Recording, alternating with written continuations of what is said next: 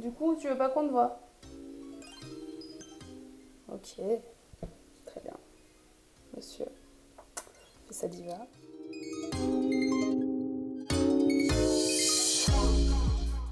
Oh non, ça va être insupportable. ASMR. Pourquoi est-ce que je me sens obligée de chuchoter à chaque fois que je dis ASMR? Je vais peut-être enlever mes bracelets pour pas que ça fasse trop de bruit, comme on dit. Parasite. Wesh, comment ça va?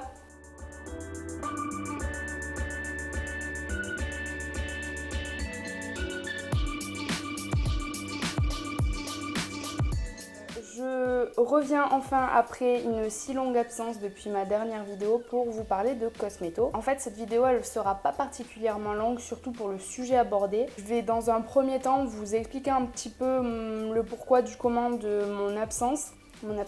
Bien que je filmais pas des vidéos extrêmement régulières, mais c'est vrai que la dernière vidéo, je vous ai vraiment laissé en suspens puisque j'étais censée vous en poster une juste après, et enfin la semaine qui suivait. Et finalement, eh ben, on se retrouve quoi, peut-être, on est juillet, ça va faire 7 mois plus tard, un truc comme ça, ou même plus, octobre, novembre, décembre, janvier, février, mars, avril, mai, juillet, ouais, 9 mois plus tard. Je vais vous expliquer un petit peu pourquoi j'ai été absente et surtout vous remettre un petit peu dans le contexte, et ensuite on parlera du sujet principal de la vidéo. N'hésitez pas à aller dans dans la barre d'infos où je vous y mettrai en fait la timeline, de manière à ce que si le début de la vidéo en fait vous intéresse pas, vous pourrez sauter directement au sujet Cosmeto. Vous avez sûrement remarqué, ou pas d'ailleurs, j'ai pas été vraiment très présente sur YouTube ces derniers mois. Alors sur mes réseaux sociaux un petit peu plus, mais c'est vrai que sur YouTube, je vous ai laissé en suspens suite à ma dernière vidéo qui était un maquillage science-fiction pour Halloween, où je vous disais à mercredi. On est mercredi, je ne vous avais pas précisé lequel.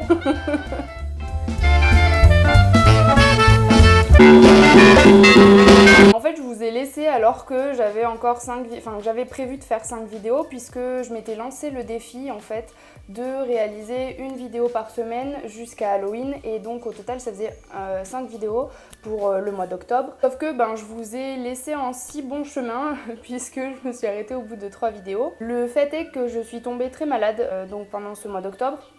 Quand bien même j'avais prévu en fait mes vidéos, je savais quel maquillage j'allais tourner. J'étais totalement alitée, je suis restée alitée pendant un peu plus de 2 semaines à peu près.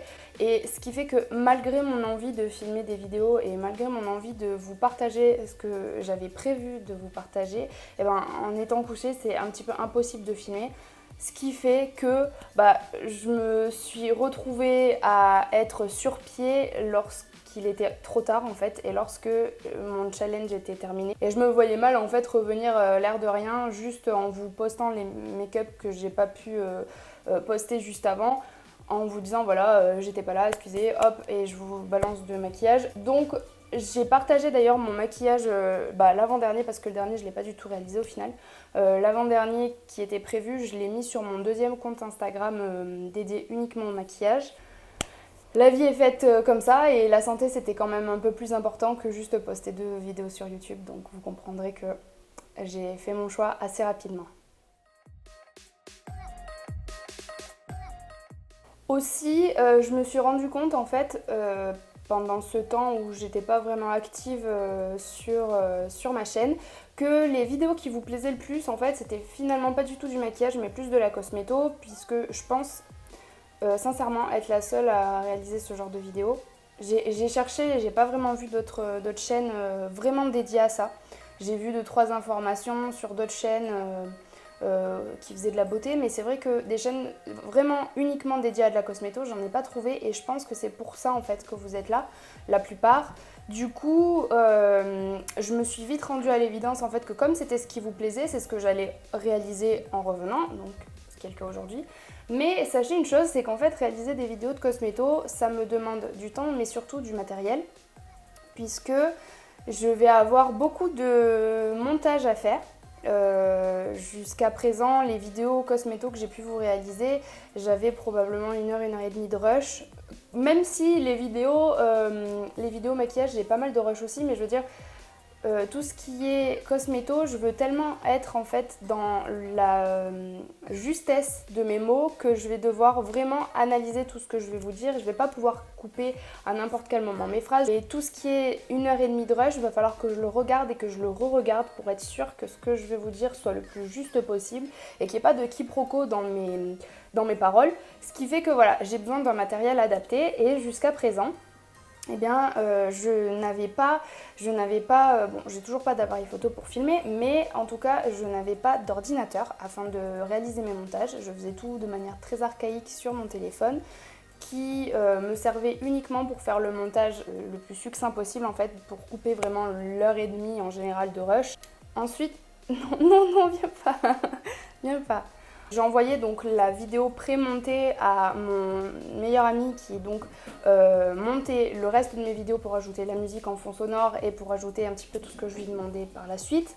Ce qui fait que, habitant à presque 400 km de chez moi, ça rajoutait encore un délai en fait supplémentaire à la publication d'une vidéo, ce qui me demandait énormément de temps, mais du coup sans mon matériel, en fait sans le matériel adéquat, donc là pour le coup c'est un ordinateur, sans ce matériel là, et ben moi j'étais vraiment cantonnée à quelque chose de très succinct, très bref, et je pouvais pas vraiment en fait vous poster autant de vidéos que j'en aurais eu envie. Je me suis récemment acheté un ordinateur, ce qui fait que je pourrais davantage vous poster mes vidéos et beaucoup plus facilement, en fait, faire les montages beaucoup plus facilement.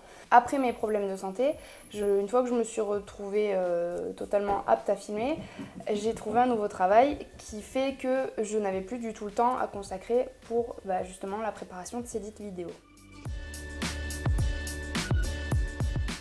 Donc ce nouveau boulot, sans rentrer vraiment dans les détails, c'est un boulot qui me passionne énormément, mais qui surtout me demandait beaucoup de temps et beaucoup d'investissement.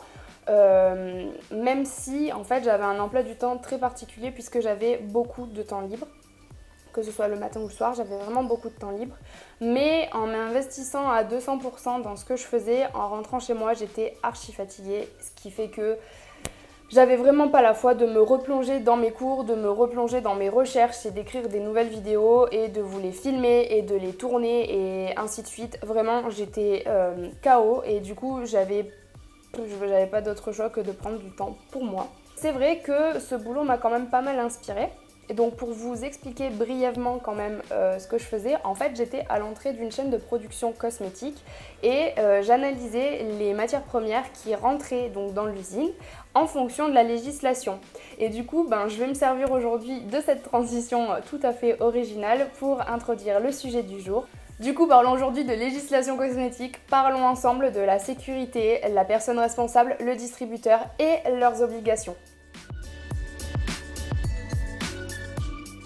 Tout d'abord, parlons des diverses informations que j'ai pu trouver. Il s'agit en fait d'une retranscription de la loi.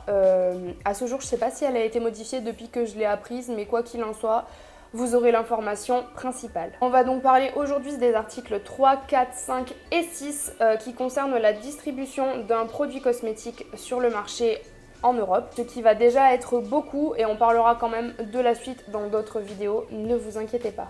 Du coup, concernant la sécurité du produit cosmétique, il est dit, donc selon l'article 3 de la législation, donc 1223/2009 CE, qu'un produit cosmétique mis sur le marché est sûr pour l'utilisateur lorsqu'il est utilisé dans des conditions d'utilisation normales ou prévisibles.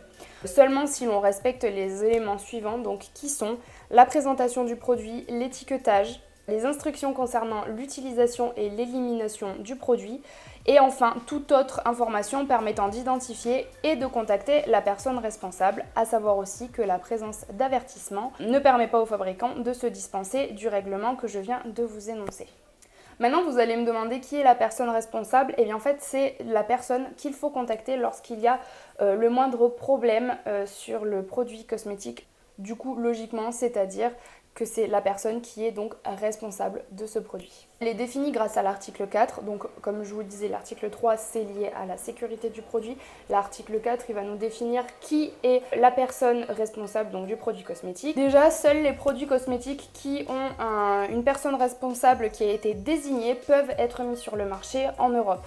Ça veut tout simplement dire que s'il n'y a pas de personne responsable désignée, eh bien il n'y a pas de mise sur le marché d'un produit cosmétique. Donc vous pourrez forcément contacter une personne si quelques problèmes il y a sur n'importe quel produit que vous avez pu acheter. Donc comme on l'a vu tout à l'heure, la personne responsable en fait elle va garantir la sécurité logiquement du consommateur lorsqu'il va acheter son produit cosmétique. Donc pour un produit cosmétique qui ne va pas être exporté puis réimporté, la personne responsable sera automatiquement le fabricant. Celui-ci peut tout à fait désigner quelqu'un d'autre par mandat écrit et la personne donc qui l'aura désigné pourra elle accepter ou non par mandat écrit également la proposition donc du fabricant, donc de la première personne responsable. Ensuite, pour tout produit cosmétique qui va être importé, ça va être automatiquement l'importateur qui va être la personne responsable du produit cosmétique lors de son cheminement.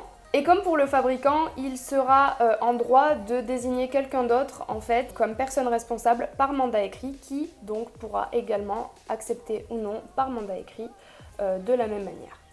Enfin, le distributeur pourra être la personne responsable lorsqu'il mettra sur le marché un produit en son nom ou au nom de sa marque, ou bien lorsqu'il modifiera un produit qui est déjà mis sur le marché, à savoir que tout ce qui est traduction d'étiquettes, traduction de guide d'utilisation, en fait, c'est pas considéré comme une modification qui va transformer le distributeur en personne responsable. Donc ensuite on va parler de l'article 5 qui lui nous explique en fait les obligations de la personne responsable. Donc par définition, la personne responsable est responsable du produit cosmétique, encore une fois.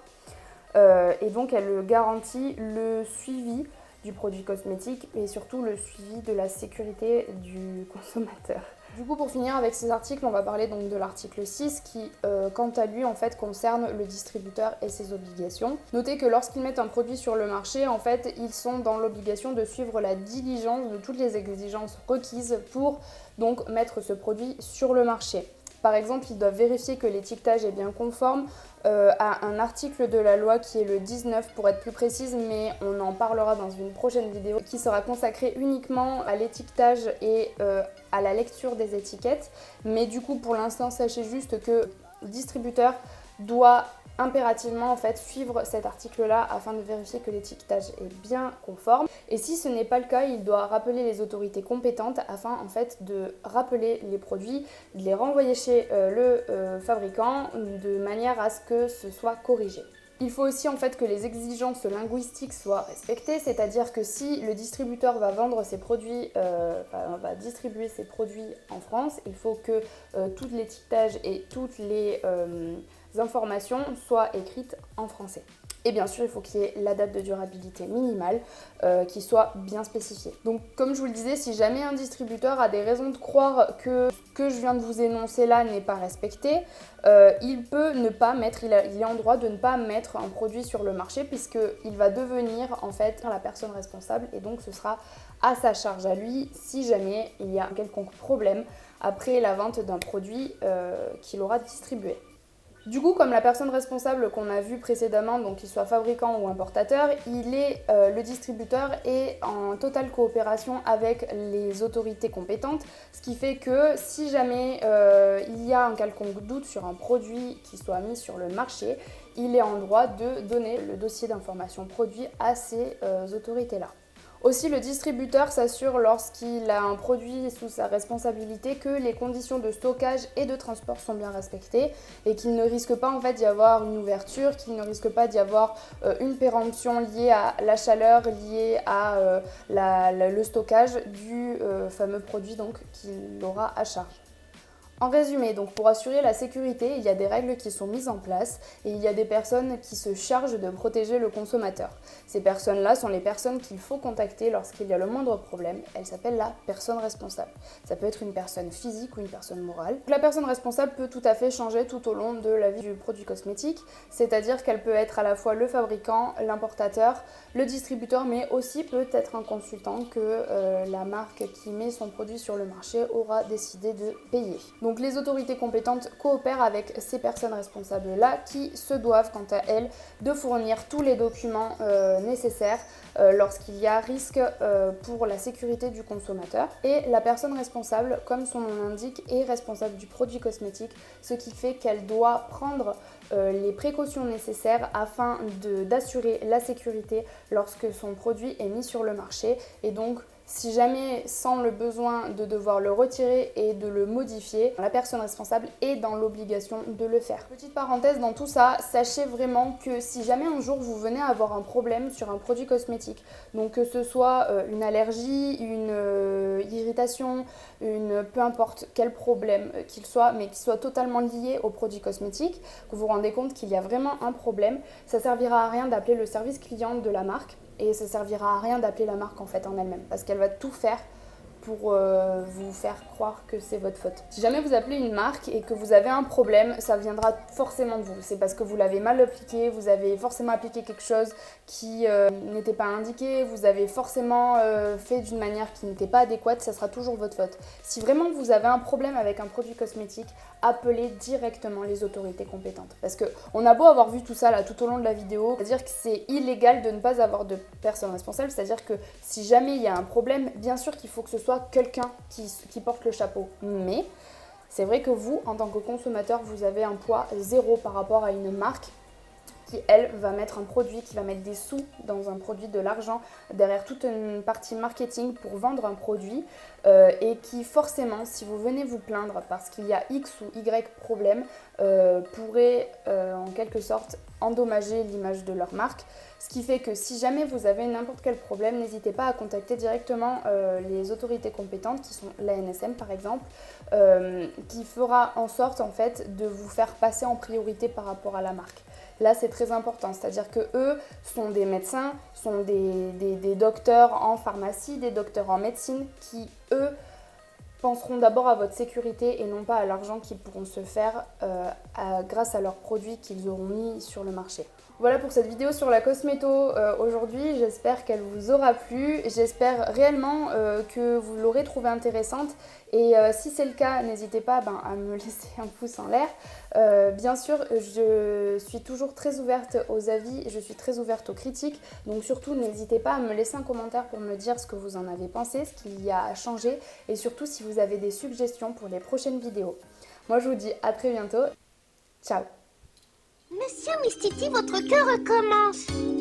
Hé, ma tartine grillée!